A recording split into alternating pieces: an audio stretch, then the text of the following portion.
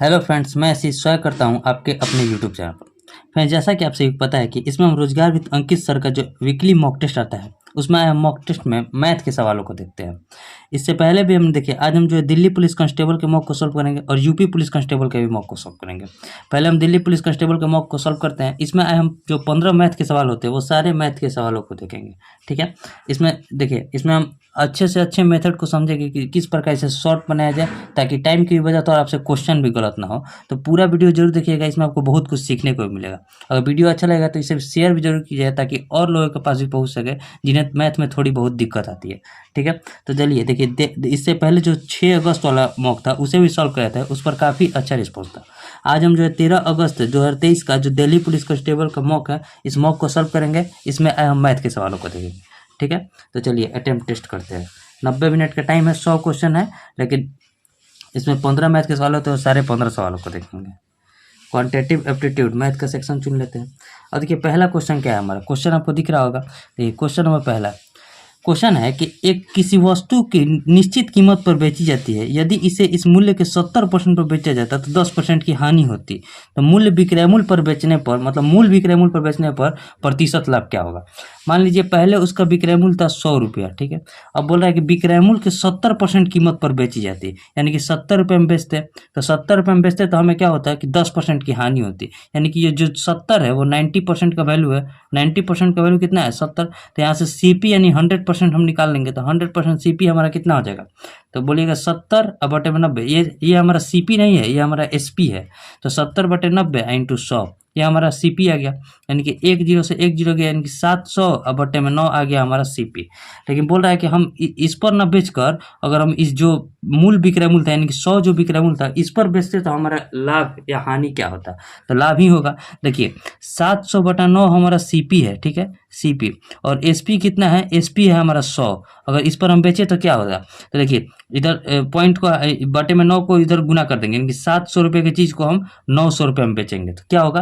तो हमारा लाभ होगा, कितना का लाभ होगा, 200 रुपये का लाभ होगा। और किस पर, तो क्रय मूल्य पर हमेशा लाभ होता है 700 पर, और गुना 100% में बताने के लिए यहाँ देखिए 2 0 से 2 0 गया, और 200, 100 दूनी 200 और बटे में 7। इसी टाइप में आंसर दिया है कि 200 बटे 7% का जो है प्रॉफिट होता है। 200 बटे 7% कौन सा ऑप्शन है, ऑप्शन नंबर बी। उम्मीद करते हैं आपको देखिए समझ में आया होगा। इसके बाद जो है हम यूपी पुलिस के भी मैथ को सॉल्व करेंगे, तो उसे भी जरूर देखिएगा, उसमें भी अच्छे अच्छे मैथ के सवाल होते हैं, वो सारे मैथ के सवालों को देखेंगे। ठीक है, अब देखिए question number second. Question number second क्या है, पहले क्वेश्चन आपको पढ़कर सुना देते हैं। क्वेश्चन नंबर सेकंड, इसमें देखिए क्वेश्चन क्या कर रहा है कि जब कि एक निश्चित संख्या को 65 से विभाजित किया जाता है तो शेषफल 56 प्राप्त होता है। अगर आपको यहाँ क्वेश्चन दिख रहा है ठीक है, नहीं तो टेस्ट दीजिएगा तो वहां से क्वेश्चन आपको दिखेगा ही।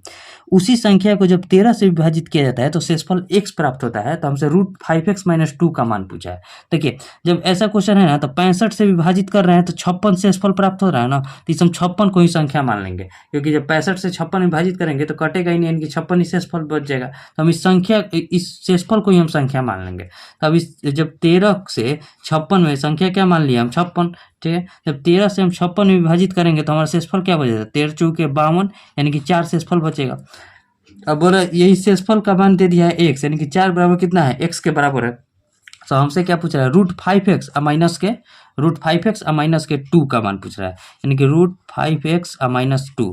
तो कितना हो जाएगा, 5 चौके 20 में से 2 गया 18, √18 क्या लिख सकते हैं, 3√2 हो सकता है ना, 3√2। 3√2 कौन सा ऑप्शन में है, तो ऑप्शन नंबर डी में है 3√2। 3√2 ऑप्शन डी, यानी कि ऑप्शन डी हमारा आंसर हो जाएगा। और देखिए नेक्स्ट क्वेश्चन,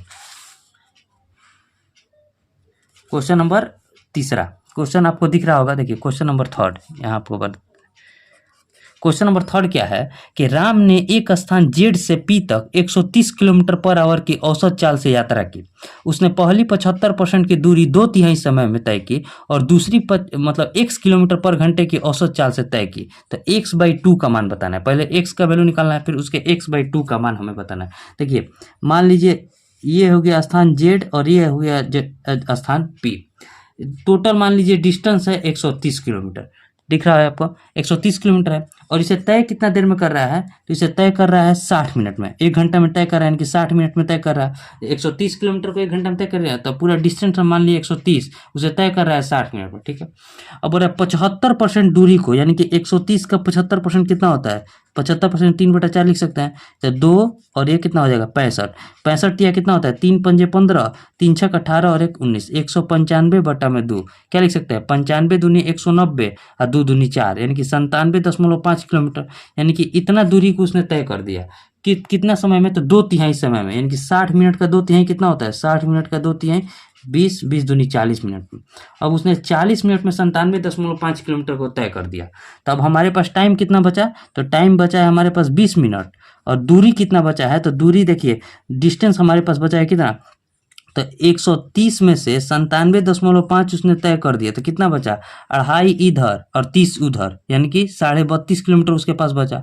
अब 32.5 किलोमीटर को 20 मिनट में तय करेगा, तो x का value x kilometre per hour आ जाएगा। हमसे स्पीड पूछ रहा है, डिस्टेंस बचा है हमारे पास 32.5, ठीक है, और टाइम बचा है 20 मिनट, यानी कि टोटल हमें 1 घंटा में तय करना है, टाइम बचा है 20 मिनट। अब 20 मिनट को घंटा में बदलेंगे तो 60 से गुना करना पड़ेगा, ठीक है, तो यानी कि 20 तिया कितना हो गया 60। अब देखिए 3 में इससे गुना कीजिए, 3 पचे 15, 32 तिया 96 और 1 97, 97.5 आ गया क्या, किलोमीटर पर आवर, ठीक है, ये स्पीड आ गया एक्स का वैल्यू। तो जब x का वैल्यू 97.5 आ गया, तो हमसे x/2 का वैल्यू पूछ रहा है। x का वैल्यू देखिए ऑप्शन में x का वैल्यू दिया, ऑप्शन सी में, लेकिन पूछ रहा है x/2 का, यानी कि 97.5 अब बट्टे में 2 कितना हो जाएगा, कटाइए, तो कटाएंगे तो 4 दूनी 8, ठीक है, 4 दूनी 8, 1 7, 1 7, 8 दूनी का 16, 1 5, 1 5 2 7 14, ठीक है, ये 2 7 14, 1 0, यानी कि 5, 2 5 10, यानी कि 48.5 किलोमीटर पर आवर जो हो जाएगा हमारा x/2 का वैल्यू हो जाएगा। 48.5 कौन सा, 75 कौन सा है, तो ऑप्शन बी, ठीक है। उम्मीद करते हैं आपको समझ में आया होगा। इसमें देखिए कुछ नहीं था, टोटल दूरी को मान लिया 130, 130 को तय किया 60 मिनट में, तो उसका 75% हो गया 97.5, इसको कवर कर दिया 40 मिनट में। अब उसके पास टाइम बचा है 20 मिनट और डिस्टेंस बचा है 32.5 किलोमीटर, तो डिस्टेंस अपॉन टाइम बराबर स्पीड आ जाएगा। तो उसी स्पीड का वैल्यू आ गया, एक्स का वैल्यू आ गया 97.5, लेकिन हमसे x/2 का वैल्यू पूछा था, यानी कि 48.75 जो हो जाएगा हमारा आंसर हो जाएगा।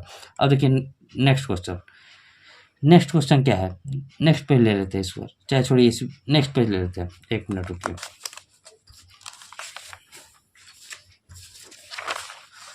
देखिए ये आ गया। अब देखिए नेक्स्ट क्वेश्चन, क्वेश्चन नंबर 4।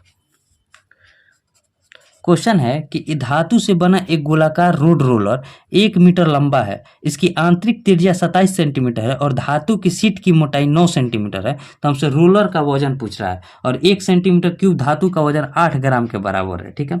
हमसे यही क्वेश्चन पूछा। देखिए मान ली रोलर किस प्रकार, रोलर आप दिखे होंगे तो रोलर होता है बेलन के आकार के, ठीक है, यानी कि बेलन के आकार का होता है, यानी कि इस टाइप का होता है, शायद बेलन के आकार का आपको दिख रहा है ना, हाँ ठीक है, बेलन के आकार का रोड रोलर हो जाएगा। अब बेलनाकार बोल भी रहा है क्वेश्चन में, ठीक है।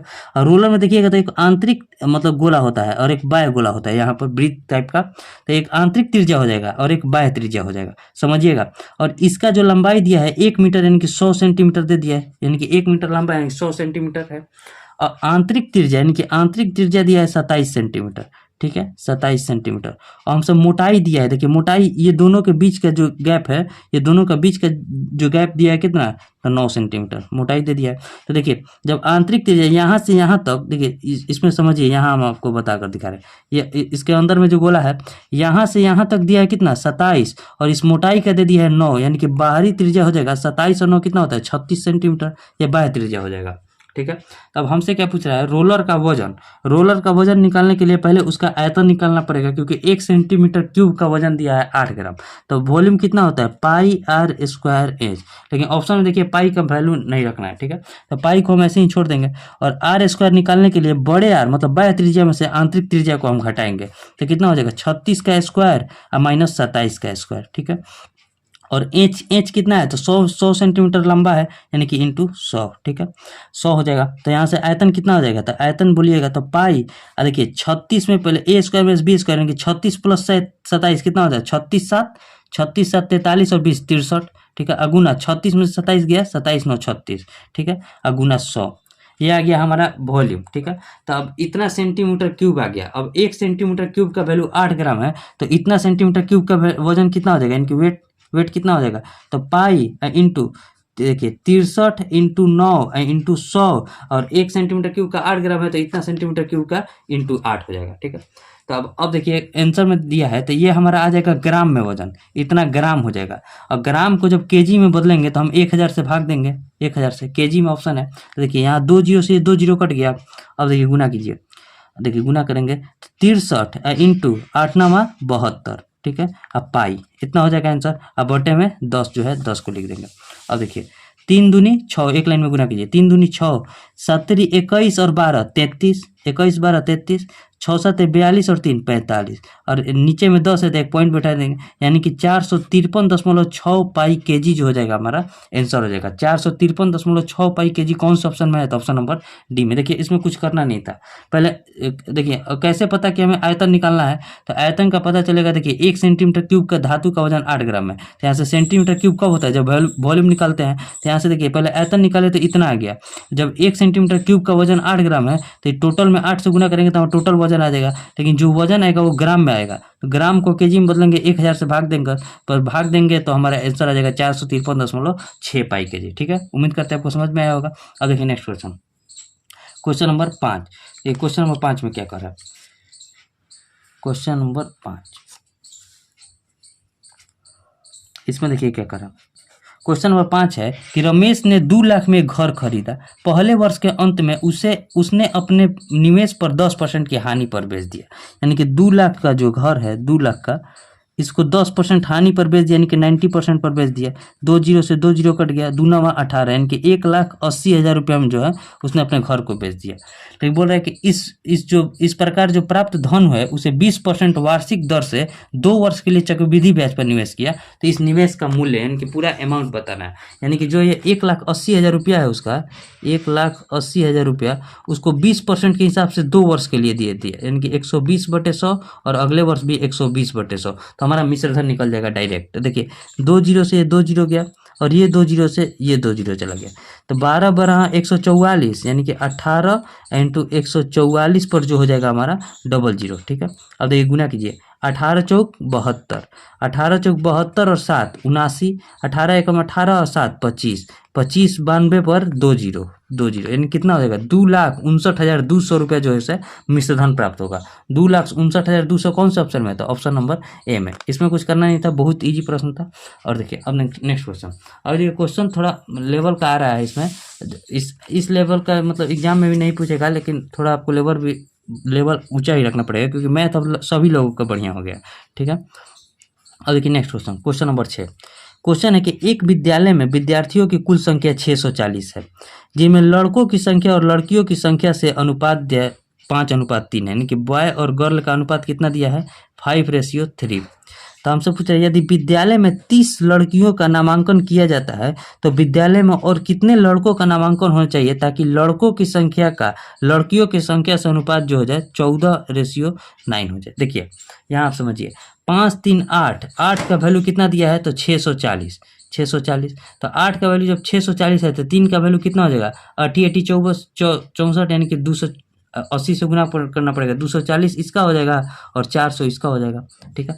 अब इसमें देखिए 30 जब हम जोड़े, यानी कि 30 लड़की और आई तो कितना हो गया, 9 रेशियो हो गया, यानी कि 30 के जोड़ने पर 9 रेशियो हो गया, यानी कि 270 बराबर हो गया।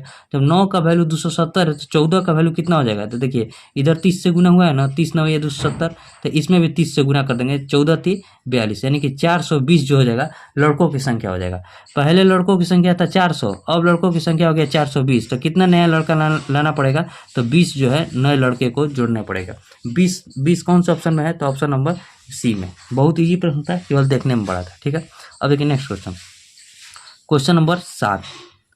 क्वेश्चन नंबर 7 में देखिए क्या है कि 5 पुरुष किसी कार्य को 20 दिन में करते हैं, ठीक है, और 10 महिला उसी कार्य को 15 दिन में पूरा कर सकती है। 2 पुरुष और 6 महिलाएं मिलकर कार्य शुरू करते हैं। 5 दिन बाद 3 महिलाओं ने कार्य छोड़ दिया और एक नया पुरुष काम करने के लिए शामिल हुआ।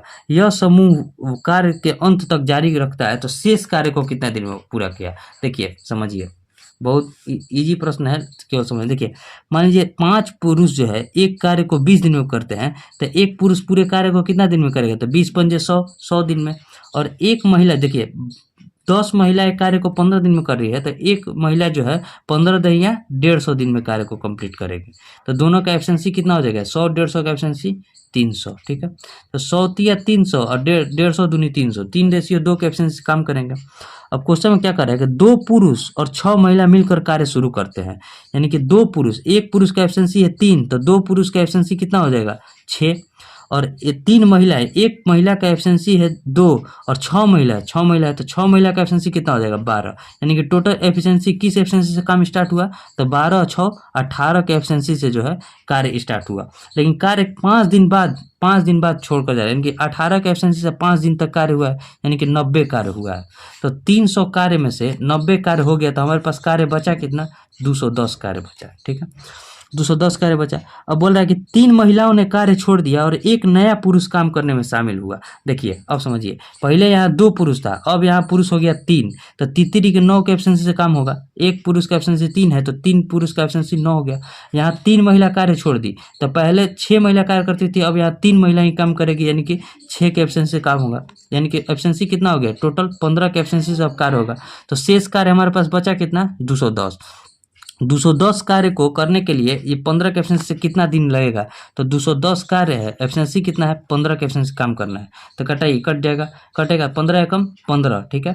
6 0 15 चौके 60, यानी कि 14 दिन में जो है शेष काम कंप्लीट हो जाएगा। 14 दिन कौन सा ऑप्शन में है? तो ऑप्शन नंबर ए। जैसे जैसे क्वेश्चन कर रहा है, अगर वैसे वैसे बनाइएगा तो ईजिली बन जाएगा, ठीक है। उम्मीद करते हैं आपको समझ में आया होगा। अब देखिए नेक्स्ट पेज ले लेते हैं। क्वेश्चन नंबर 7 के बाद question number 8। Question number 8, 1 minute रुकिए, यहाँ देखिए। और देखिए नेक्स्ट क्वेश्चन नंबर 8 में क्या कर रहा है? 1 मिनट, ठीक है। क्वेश्चन नंबर 8, क्वेश्चन है कि 165, 176, 385 और 495 का एलसीएम है के। क्या क्या है? तो 165, जब के संख्याओं के मौसम एचसीएफ द्वारा विभाजित होते हैं, तो मतलब के है, के को संख्याओं के मौसम, यानी कि इसका मौसम द्वारा विभाजित किया जाता है, तो भागफल पी प्राप्त होता है। तो पी का मान हमें बताएं। देखिए क्वेश्चन बढ़िया है। क्वेश्चन क्या है कि 165 है, ठीक है। 165 के बाद 176 है, 176 के बाद 385 है और 495 है। इतना संख्या है। 176 को पहले हम तोड़ेंगे, तो तोड़ेंगे तो 11 से देखिए सब कट जाएगा। 5 और 1 6, 7 6 और 1 7, 5 और 3 8 और 5 4 9, 11 से सब कटेगा। तो 11 से कितना मात्रा में कटेगा? 11 से कटेगा तो 11 एकम 11, ठीक है। 11 एकम 11, 5 5, यानी कि 15 मात्रा में कट जाएगा। और ये 11 से कितना मात्रा में कटेगा? तो 11 से 16 मात्रा में कटेगा। और ये 11 से कटाइएगा तो 11 तिया 33, ठीक है। 5 5 11 पचे 55, ये 11 से कटेगा, 11 चौक 44, 5 5 11 पचे 55। अब देखिए 5 को तोड़ेंगे तो कितना हो जाएगा? 5 × 9, ठीक है। और इसको तोड़ेंगे तो 5 × 7, ठीक है। अब देखिए एलसीएम हमारा क्या होगा? पहले एलसीएम निकालते हैं। एलसीएम निकालेंगे तो जो कॉमन है पहले उसको लिखेंगे 11, जो कॉमन नहीं है उसको भी लिखेंगे, यानी कि 5 भी लिखेंगे और 9 भी लिखेंगे। अब देखिए 5 यहाँ भी कॉमन है, यहाँ देखिए 5 × 3 यहाँ कॉमन है ना, तो 5 इसमें छोड़ देंगे, लेकिन 9 ले लिए तो 3 भी, इसमें से सब कुछ कॉमन नहीं होगा। 9 के लिए 3 मतलब 3 के लिए 9 आ गया है, तो इसमें कुछ कॉमन नहीं होगा। इसमें देखिए 5 तो आ गया है, लेकिन 7 लेना पड़ेगा, और इसमें टोटल 16 ही लेना पड़ेगा। 16 कहीं कॉमन नहीं है। तो एलसीएम में क्या होता है? जो कॉमन होता है उसको भी लिया जाता है, जो कॉमन नहीं है उसको भी लिया जाता है। और एचसीएफ हमारा क्या होगा? जो हाईएस्ट कॉमन होगा, तो हाईएस्ट कॉमन हमारा 11 हो जाएगा, ठीक है।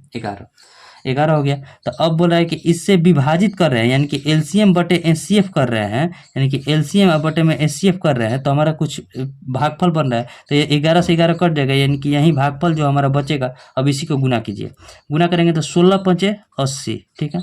और 9 सते 63, ठीक है। 8 3 24 की 4, 8 6 48 और 2 50, यानी कि 5040 जो हो जाएगा भागफल प्राप्त हो जाएगा। 5040 कौन सा ऑप्शन में है? तो ऑप्शन नंबर बी में। एलसीएम बटे एचसीएफ निकालना था, बस यही क्वेश्चन में कह रहा था कि एलसीएम में हम एचसीएफ से भाग देंगे तो हमारा भागफल क्या बचेगा? 5040 बचेगा, ठीक है। अब देखिए नेक्स्ट क्वेश्चन, क्वेश्चन नंबर 8 बन गया। क्वेश्चन नंबर 9, क्वेश्चन नंबर 9, अब देखिए क्वेश्चन नंबर 9 में क्या है कि n संख्याओं का औसत 36 है, ठीक है। n संख्याओं का औसत 36 है, हमें संख्या नहीं मालूम है। यदि 75% संख्याओं में से प्रत्येक संख्या में 6 जोड़ दिया जाए और शेष संख्याओं में से प्रत्येक में से 9 घटा दिया जाए तो संख्याओं का नया औसत क्या होगा। संख्या कितना है, 75% संख्या में हम फेर बदल कर रहे हैं, यानी कि 75% को हम क्या लिख सकते हैं, 3/4। कैसे, तो 75/100 को हम 3/4। अब संख्या मान लिए हम, टोटल संख्या हमारे पास 4 है, उसमें से 3 संख्या में जो है 6 जोड़ रहे हैं और ये जो बाकी 3 संख्या हम जोड़ रहे हैं और जो बाकी संख्या बचा, यानी कि 4 में से 3 संख्या हम तो जोड़ दिए, तो बाकी संख्या हमारे पास क्या बचा, 1। 75% में हम 6 जोड़ रहे हैं ना, और 75 जो बाकी संख्या बचा उसमें से हम 9 घटा रहे हैं। तो ओवरऑल देखिए इसमें 6 जोड़े हैं तो तीनों संख्या में कितना का वृद्धि हुआ, 18 का। और इसमें से 1 घटाए हैं, 9 मतलब एक संख्या में से 9 घटाए हैं तो कितना का कमी आया, तो 18 में से 9 गया, ओवरऑल 9 का वृद्धि हो गया। तो 9 का वृद्धि जब हुआ है तो टोटल किस पर प्रभाव डालेगा, उसके पूरे औसत पर, यानी कि 4 पर प्रभाव डालेगा। तो 9 एक्स्ट्रा आया है 4 पर, तो कितना एक्स्ट्रा लेकर आया है टोटल पर, 9 तो पूरा एक्स्ट्रा आया है, पूरा योगफल। जब 4 से डिवाइड करेंगे तो पूरा संख्या पर एक्स्ट्रा आया, तो कितना आया, तो 4 दूनी 8, ठीक है। 1 0, 4 दूनी 8, 2 0 तो 4 5 20, यानी कि 2.25 एक्स्ट्रा लेकर आया है। पहले औसत कितना था, 36, इसमें से वृद्धि कितना हो गया तो 2.25, यानी कि 36 में जो है 2.25 को जोड़ेंगे तो कितना आ जाएगा, 38.25 की जो है वृद्धि हो जाएगी। 38.25 कौन सा ऑप्शन में था, ऑप्शन नंबर सी में। देखिए एक बार फिर से समझिए, n संख्या का औसत दिया है 36, इसमें से 75 संख्या यानी कि 75% को क्या लिख सकते हैं, 3/4। 75% में 6 की वृद्धि कर रहा है, यानी कि 75 4 संख्या में से 3 संख्या में 6 की वृद्धि कर रहा है, तो बचा कितना संख्या, एक संख्या। एक संख्या में उसने 9 की कमी की, ओवरऑल उसने 9 का वृद्धि किया। तो 9 की वृद्धि को हम चारों लोग में बांटेंगे, यानी कि सब में 2.25 की वृद्धि हो जाएगी। पहले औसत थी 36, उसमें 2.25 की वृद्धि हो गई, यानी कि औसत हो गई 38.25, ठीक है। उम्मीद करते हैं आपको समझ में आएगा। अब देखिए next question number 10। Question number 10 में देखिए क्या कर रहा है। क्वेश्चन नंबर 10 है कि कोई फल व्यापारी कुछ केले खरीदता है, उनमें से 1/5 भाग केले सड़ जाते हैं, सड़े निकल गए और इसलिए उसने इन्हें फेंक दिया। उसने अपने पास के केलों में से 2/5 भाग को 15% लाभ पर बेचा और शेष केलों को 10% के लाभ पर बेचा। तो समग्र प्रतिशत हानि या प्रतिशत लाभ बताना है। देखिए 1/5 है और क्या है, 2/5 है, तो हम आपको जितना बटा में रहता है उसके नीचे वाले भाग को गुना कीजिए और उसी को टोटल संख्या मान लीजिए, यानी कि 25 संख्या मान लिए, ठीक है। इनमें से 1/5 भाग वो खराब हो गया, तो यानी कि 25 का 1/5 कितना होता है, तो 5, यानी कि 25 केले में से 5 केले खराब हो गए, तो बचे कितने केले, 20 केले, ठीक है। और 20 केले के 2/5 भाग को, यानी कि 20 केले के 2/5 कितना हो गया, 5 चौके 20, 4 दूनी 8, ठीक है। 8 किलो को 10% लाभ पर, इसको कितना परसेंट के लाभ पर बेच रहा है, 10% के। और जो जो 20 में से 8 चला गया, यानी कि 12 केले जो बचे उसे नहीं, इसको बेच रहा है 15% के लाभ पर, सॉरी, और इसको बेच रहा है 10% के लाभ पर। तो हमसे पूछा है कि ओवरऑल उसे लाभ हुआ या हानि हुआ। मान लीजिए एक केले की कीमत 100 रुपया थी, यहाँ मान के चलिए 100 रुपया थी, तो उसने कीन कर कितना में लाया होगा, 2500 रुपया में केला खरीद कर लाया होगा, ठीक है। 8 केला को 15% के लाभ पर बेचा, यानी कि 8 × 115 पर बेचा होगा, तो 100 8 800, 15 8 120, यानी कि 920 रुपये में बेचा होगा 8 किला। और 12 किलो को उसने 10% के लाभ पर बेचा, यानी कि 12 × 110 पर बेचा होगा, 10% लाभ पर, यानी कि 12 11 कितना होता है, 13 132, तो यानी कि 1320 रुपया जो है उसने 12 किलो को बेचा, इतना रुपया में। तो ओवरऑल उसने कितना, 0 4 9 3 12 और 1 और 1 2, 2240 रुपये में उसने टोटल केला को बेच दिया। खरीद कर लाया था, देखिए खरीद कर लाया था 2500 में, यानी कि उसका सीपी था 2500 और बेच दिया 2240 में, तो कितना लॉस हुआ है उसे, कितना का लॉस हुआ है, तो 60 इधर और 60 इधर, 240 हो जाएगा, तो 60 300 और 300 2 500, यानी कि 260 रुपये का लॉस हुआ है। किस पर लॉस हुआ है, सीपी पर लॉस होता है, यानी कि 2500 पर लॉस हुआ है। सड़ेगा तो उसका ना गया, यानी कि 2500 पर और इंटू 100 परसेंटेज में बताना है। तो देखिए यहाँ 2 0 से 2 0 गया, ठीक है। 5 से इसको कटाएंगे तो 5 और 5 से इसको कटाएंगे तो कितना हो जाएगा, 40 25 200, यानी 50 25 1 0 5 2 10, यानी कि 52/5। 52/5 को क्या लिख सकते हैं, पॉइंट में बताना है, पॉइंट में बताना है, तो 52/5 को क्या लिख सकते हैं, 10.4% का जो है लॉस हुआ है। 10.4% की हानि कौन सा ऑप्शन में है, तो ऑप्शन नंबर बी में। देखिए ऑप्शन डी में है प्रॉफिट है 10.4 और ऑप्शन बी में जो है लॉस है 10.4, तो हमारा यही जो हो जाएगा आंसर हो जाएगा। और देखिए next question, question number 11, next page ले लेते हैं क्वेश्चन नंबर 11 के लिए, ठीक है। एक मिनट रुकिए।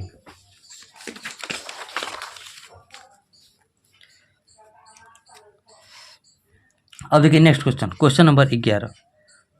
क्वेश्चन नंबर 11 में क्या कर रहा है कि 12,000 की राशि साधारण ब्याज पर किसी ब्याज दर पर उधार ली गई। 4 महीने बाद उसमें 6,000 और जोड़े गए और कुल मूलधन पर ब्याज की दर को पिछले दर के मुकाबले दोगुना कर दिया गया। साल के अंत में ब्याज के रूप में 2,800 का भुगतान किया गया, तो ब्याज की गई दर कितनी है? देखिए 12,000, देखिए पहले समझिए X% मान लीजिए 12 मंथ में, पहले यहाँ ब्याज समझिए, ब्याज कैसे लगेगा, रेट कैसे लगेगा। 12 मंथ में मान लीजिए X% के रेट से ब्याज लगा, उसने 4 महीने तक यही ब्याज चलाया, यानी कि 4 मंथ तक यही ब्याज चला, तो कितना हो जाएगा? जब 12 मंथ के लिए X, तो 4 मंथ के लिए X बटे में 12 इंटू 4, यानी कि X बटे 3 के रेट से चलेगा। समझिएगा यहाँ। अब जो कह रहा है कि फिर 12 मंथ के लिए जो है इस ब्याज का जो है जितना रेट लगा था उसका दुगुना रेट लगेगा, यानी कि 2x लगेगा। तो 4 मंथ तो यहाँ लग गया, 1 साल के अंत में ब्याज पूछ रहा है, यानी कि अब 8 मंथ के लिए ये ब्याज दर पर चलेगा। तो 2x बटे में 12 इंटू का 8, ठीक है। तो 2 से इसको कटेंगे तो 6, और ये हो जाएगा 3 और ये हो जाएगा 4, यानी क्या हो जाएगा 4x/3। अब देखिए दो रेट चल रहा है, एक 4x/3 और x/3। अब क्वेश्चन पढ़ेंगे आपको समझ में आएगा। देखिए पहले क्वेश्चन में क्या कह रहा है कि 12,000 रुपया जो है चल रहा है, ठीक है, और मतलब 4 महीना के लिए चला है, 4 महीना बाद तो दूसरा ब्याज आ गया, 100 रुपया के हिसाब से रेट चला है, ठीक है। और कितना मंथ के लिए चला है? तो 4 मंथ के लिए, तो रेट क्या लग जाएगा? 4 मंथ के लिए रेट लगा है x बटे में 3, और ब्याज निकालने के लिए बटे 100 करते हैं, ठीक है। अब प्लस फिर 12 में 6,000 और जुड़े हैं, इनके 18,000 रुपया अब चल रहा है, लेकिन अब जो है 8 मंथ के लिए इस रेट से चलेगा, क्योंकि 1 साल में जो है 2x का ब्याज लग रहा है, तो 8 मंथ के लिए 4x/3 का ब्याज लगेगा, यहाँ आप समझे होंगे, ठीक है। अब बटे में 100, और टोटल हमसे रुपया कितना मिल रहा है? तो हमारे पास रुपया मिल रहा है 2,800 रुपया, ठीक है। अब देखिए कटाइए, यहाँ 2 जीरो से 2 जीरो कट गया, ये 2 जीरो से 2 जीरो कट गया, और ये 2 जीरो से 2 जीरो कट गया, ठीक है। 1 जीरो से इसको कटाए, 1 जीरो से इसको कटाए। अब देखिए कितना हो जाएगा?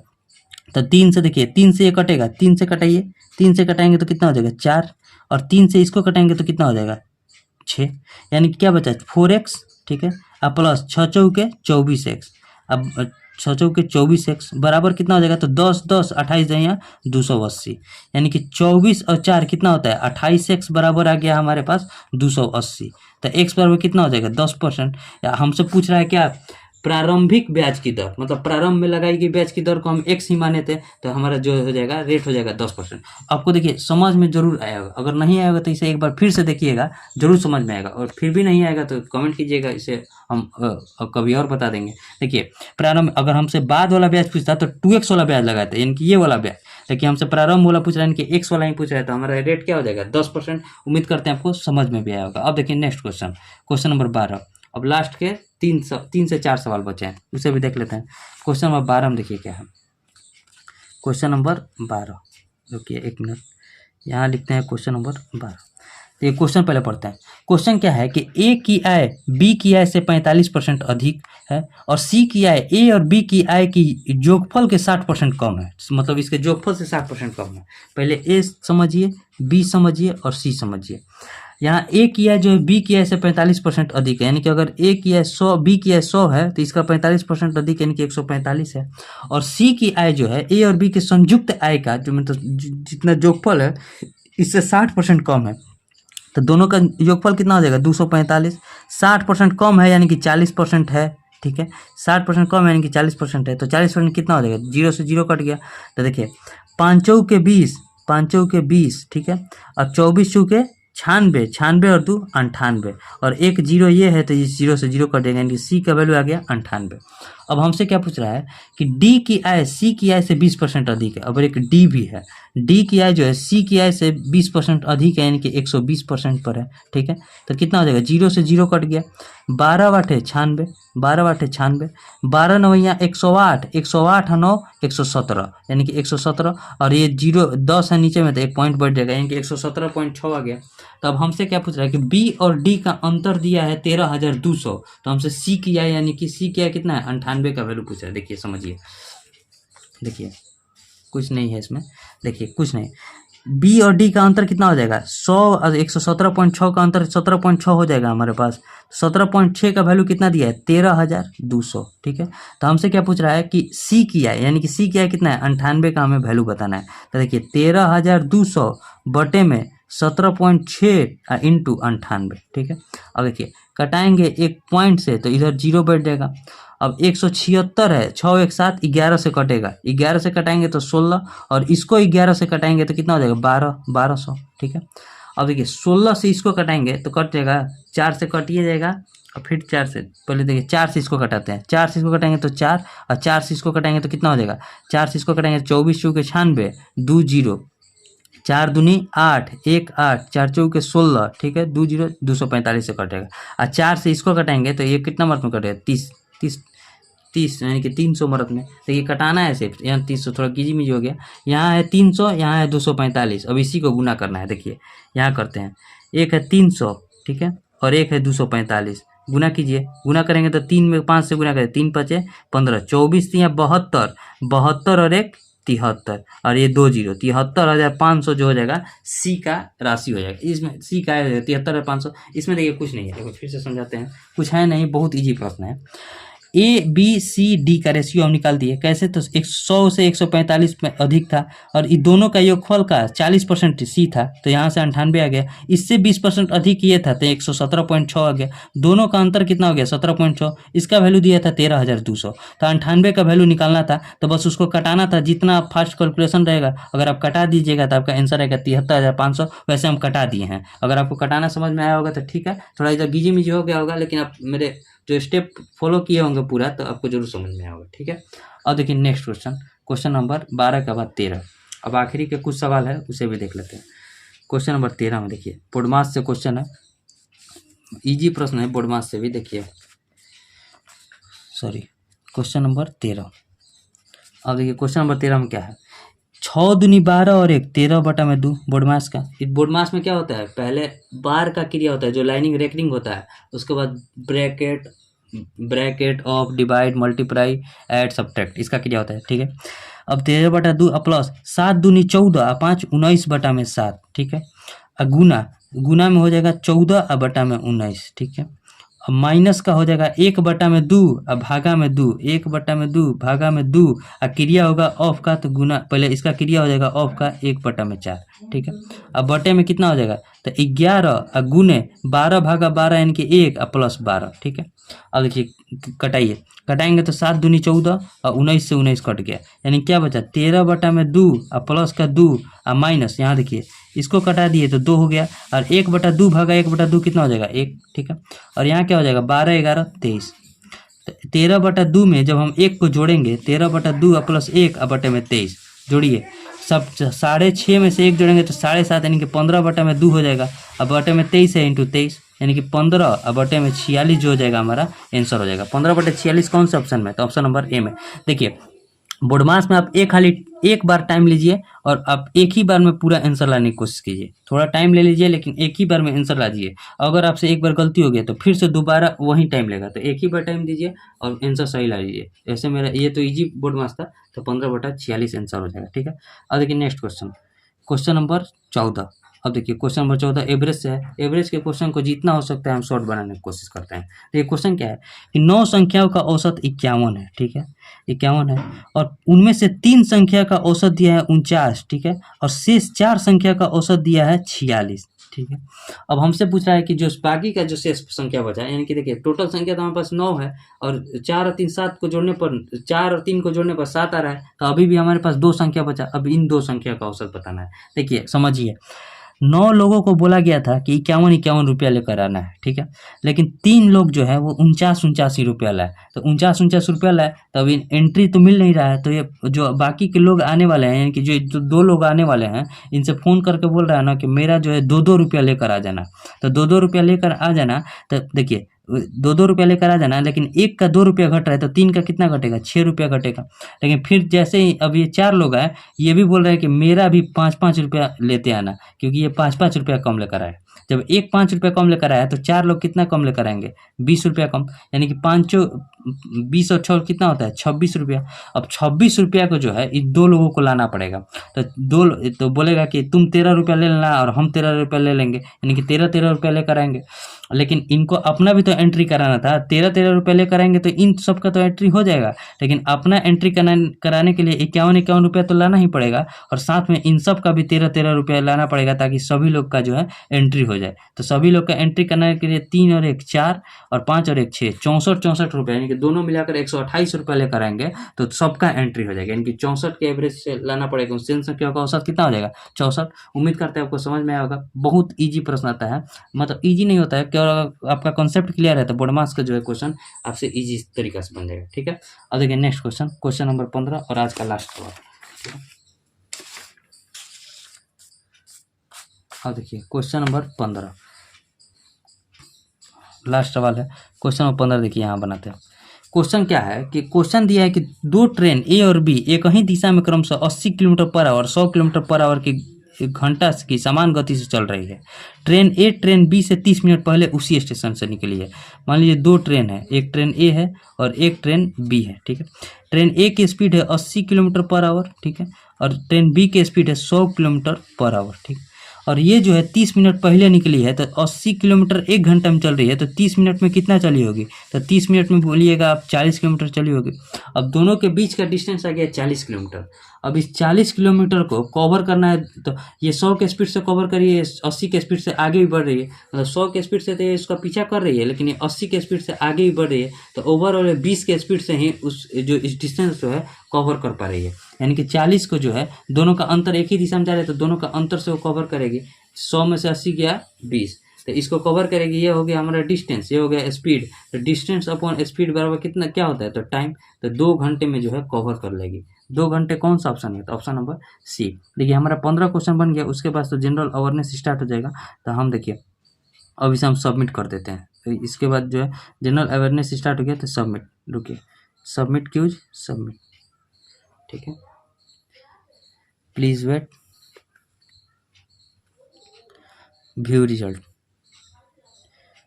देखिए 15 क्वेश्चन बनाया है, करेक्ट है। अभी तक देखिए 10,807 लोगों ने दे दिया है। अभी कितना बज रहा है, देखिए टाइम आपको दिख रहा होगा शायद, 1:10 के आसपास बज रहा है, 1:10। आपके पास वीडियो जो है शाम में आएगा। 10,807 लोगों ने दे दिया है, जिसमें रैंक तो 95-83 है, क्योंकि हम अभी इसमें केवल मैथ ही को सॉल्व किए हैं। अब देखिए उम्मीद करते हैं आपको मैथ समझ में आया होगा, और समझ में आएगा तो इसे शेयर जरूर कीजिएगा। अब मिलेंगे हम आपसे यूपी पुलिस वाले जो मॉक को सॉल्व करेंगे उसमें, तब तक के लिए जय हिंद। ठीक है।